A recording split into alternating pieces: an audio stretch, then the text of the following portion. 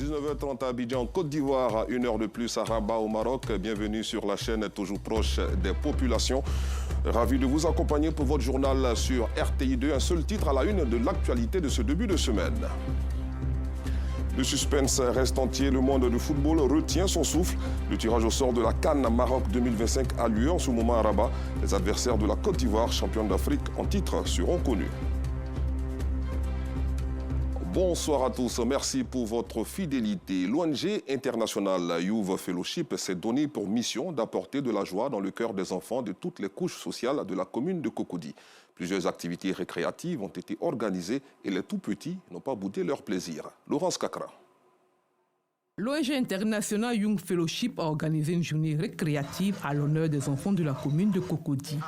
Jeux interactifs et séances de maquillage ont meublé cette journée. Cette journée, c'était pour venir s'amuser entre nous, les amis, pour venir un peu échanger, s'épanouir. Ce sont des enfants de toutes les couches sociales qui ont profité de cette journée riche en couleurs, placée sous le signe de la solidarité, de l'unité et de la cohésion sociale. C'est juste un événement qu'on organise pour réjouir le cœur de nos enfants, parce qu'on s'est dit que les enfants ont droit à la joie, ils ont droit au bonheur. Donc c'est ce qui nous a motivés à organiser ce grand événement que vous voyez, afin de donner la joie à nos enfants pendant toute la journée. Ce moment de convivialité, les initiateurs comptent l'étendre à d'autres communes d'Abidjan lors des prochaines éditions. L'actualité de ce début de semaine est aussi dominée par le lancement de Miss Côte d'Ivoire 2025. Les innovations de la 29e édition du prestigieux concours de beauté ont été annoncées au cours d'une conférence de presse ce lundi à Abidjan Marcory, en présence des anciennes et potentielles Miss ainsi que des partenaires de l'événement. Selon Victor Yapobi, président du Comici, les présélections vont démarrer à Daloa le 15 février prochain pour s'achever le 10 mai 2025 à Odiéné. La finale est prévue pour le 28 juin au Parc des Expositions d'Abidjan. Toujours à propos de culture, la 8e édition du Festival des Arts et de la Culture Ouai va se tenir cette année à Fakobli, dans la région du Guémon. Cet événement vise à promouvoir les attraits touristiques et culturels du pays Ouai. Dénommé Ablidé Festival, il se tiendra du 6 au 9 février prochain. L'annonce a été faite le vendredi dernier dans les locaux de Côte d'Ivoire Tourisme. Le point avec nous Sangaré et Gilles Tonien.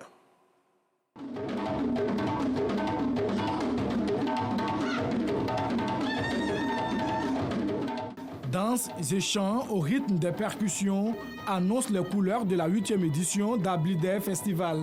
Un festival pour promouvoir les attraits touristiques et culturels du pays Ouai. Cette édition va se tenir du 6 au 9 février dans le département de Fakobli. 3 jours de festivités pour découvrir le riche patrimoine culturel de ce peuple de l'ouest de la Côte d'Ivoire. À partir du jeudi 6, nous avons Ablidé Off à travers les entretiens avec la jeunesse et les associations de femmes. À partir du vendredi 7 février, on aura des courses traditionnelles et luttes traditionnelles et l'animation au village Ablidé Festival. Le samedi 8 février sera consacré au panel la sortie de l'emblème de la culture Ouai, le masglai, les danses traditionnelles, le thématique. Enfin, le 9 février, une visite touristique sera guidée sur un site d'un département de Fakobli, un village qui est nommé Tieni-Abli. Ablidé Festival, c'est aussi le brassage culturel entre le peuple Ouai et les autres peuples ivoiriens. Pour l'édition 2025, le peuple Sénoufo de Sinématiali est à l'honneur. Pour sa réussite, le festival bénéficie du soutien de Côte d'Ivoire Tourisme.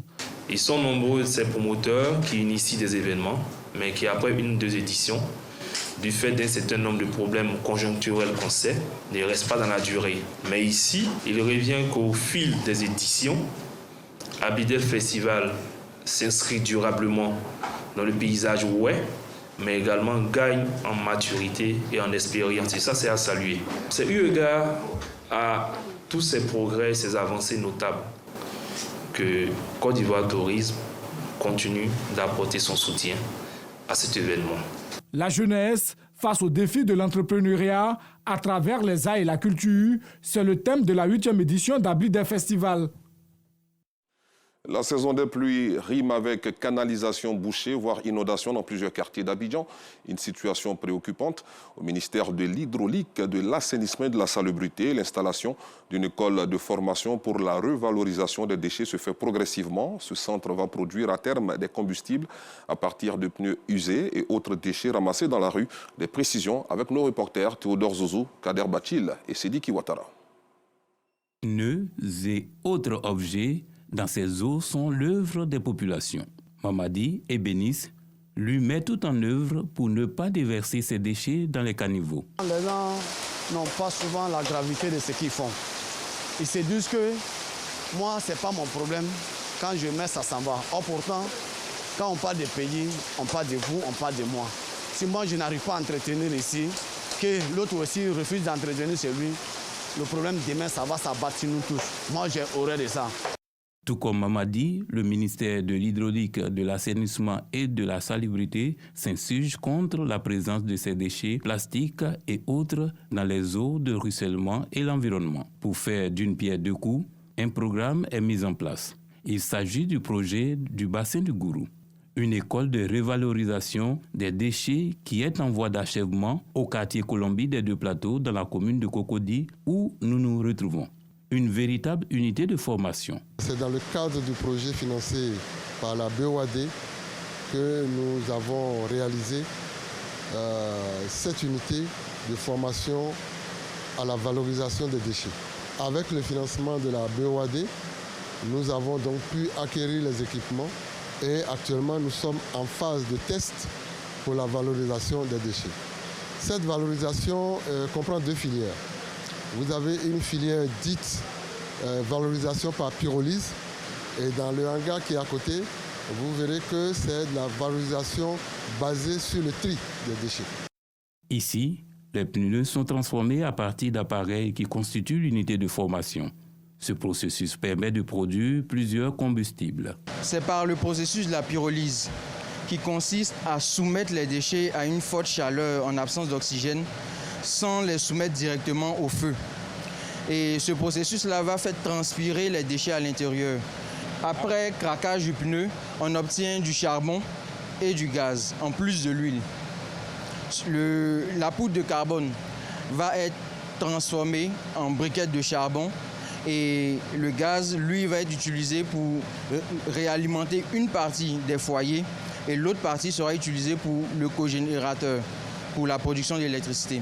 Il faut encore plusieurs étapes pour produire l'essence et l'électricité. Ici, nous avons le gasoil brut obtenu après distillation de l'huile pyrolytique. Ce gasoil-là, dans cet état-là, ne peut pas être utilisé dans un moteur. Il doit passer par des filtres, il doit passer par des nanocorrecteurs afin de le rendre pur et utilisable par tout type de moteur et tout type d'engin.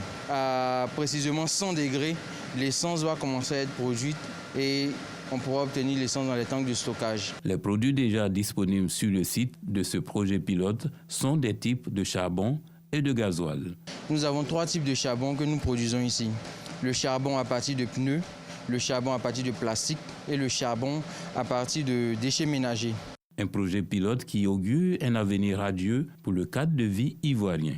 Bien que les collectivités s'y intéressent, le projet a encore besoin d'accompagnement. Nous avons plusieurs maires qui sont très intéressés par donc, ce type de valorisation et qui nous approchent. Nous leur demandons tout simplement de patienter. Il ne faut pas se précipiter. Il faut qu'on ait des données qui permettent de bien aborder le problème. Ce qui est certain, techniquement, c'est vraiment intéressant. Ce sera pourvoyeur de beaucoup d'emplois. Les jeunes qui seront formés, seront redéployés sur donc, ces unités que les maires voudront bien construire chez eux. Le projet qui permet de produire des combustibles va ouvrir une nouvelle ère dans l'environnement et le cadre de vie des populations, d'où l'appel à un comportement citoyen. Dans l'actualité internationale, un seul point, des tirs ont été entendus ce lundi jusqu'au centre-ville de la capitale du Nord Kivu. Le groupe M23 et des effectifs des forces spéciales rwandaises étaient présents dans plusieurs quartiers de Goma. La veille, le secrétaire général des Nations Unies, Antonio Guterres, a mis en cause Kigali après une nouvelle journée de combat dans l'est de la RDC. Une réunion d'urgence de la communauté d'Afrique de l'Est aura lieu le mercredi prochain. Les présidents Paul Kagame et Félix Tshisekedi ont confirmé leur participation, a annoncé leur homologue kenyan William Ruto. Parlons sport football à présent avec le tirage au sort de la CAN Maroc 2025 qui a lieu en ce moment même au Théâtre National Mohamed V de Rabat. Samuel Metch, bonsoir. Bonsoir. Comment vas-tu? Ça va super bien.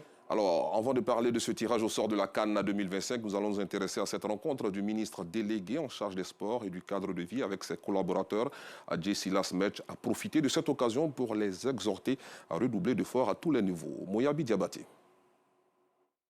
Pour cette première rencontre de l'année 2025 entre le ministre délégué en charge des sports et du cadre de vie Adjé Metch Silas et différentes entités sous tutelle, l'ambiance était plutôt conviviale. L'inspecteur général adjoint Henri Kwasi a évoqué les différents exploits enregistrés lors de la saison 2024. Monsieur le ministre, sous votre leadership, la Côte d'Ivoire a relevé de grands défis sportifs et remporté des trophées majeurs, notamment la Coupe d'Afrique des Nations et la Coupe du Monde de Maracana. Le ministre en charge des sports a saisi cette occasion pour livrer les ambitions de la nouvelle saison sportive. Si nous avons, dans la prière et l'unité, remporté la CAN 2023, notre devoir sera d'être toujours en prière et toujours unis pour que la CAN 2025 qui se jouera au Maroc revienne docilement sur les bords paisibles de la lagune Ébriée. Les structures du ministère des Sports ont pris l'engagement d'accompagner le ministre Adjé Metch Silas dans la mise en œuvre de la feuille de route du gouvernement concernant le développement et la promotion du sport en Côte d'Ivoire. Un mot sur cette rencontre, Samuel Metch. Oui, une rencontre très importante. Le ministre a reçu les vœux donc, de ses collaborateurs installés donc, dans les différents démembrements du ministère en charge des sports. Et là, il les a mis encore en mission en tant que des commandos afin qu'ils puissent naturellement mettre en œuvre tous les efforts et faire en sorte que, comme le veut le président de la République, son Excellence Alassane Ouattara, la Côte d'Ivoire soit une puissance sportive. Et pour cela, donc, ça demande beaucoup plus d'ardeur au travail, des efforts supplémentaires, une unité au sein de la grande famille sportive et tout ceci a été donc l'essentiel de son message lors de cet échange et lors de ses présentations de vœux.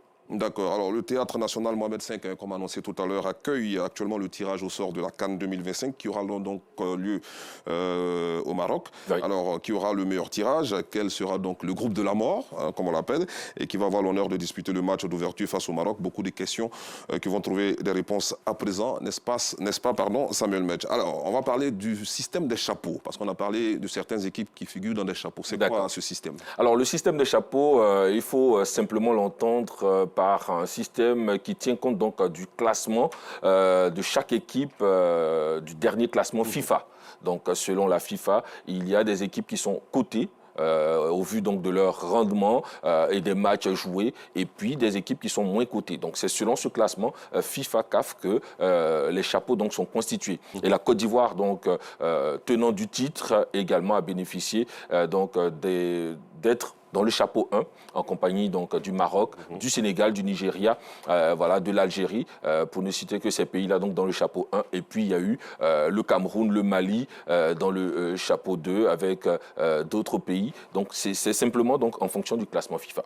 Alors champion d'Afrique, la Côte d'Ivoire remet son titre en jeu. Un règne de courte durée, puisque le SAC c'était en février 2024. Oui, à moins d'un an. Tout à fait.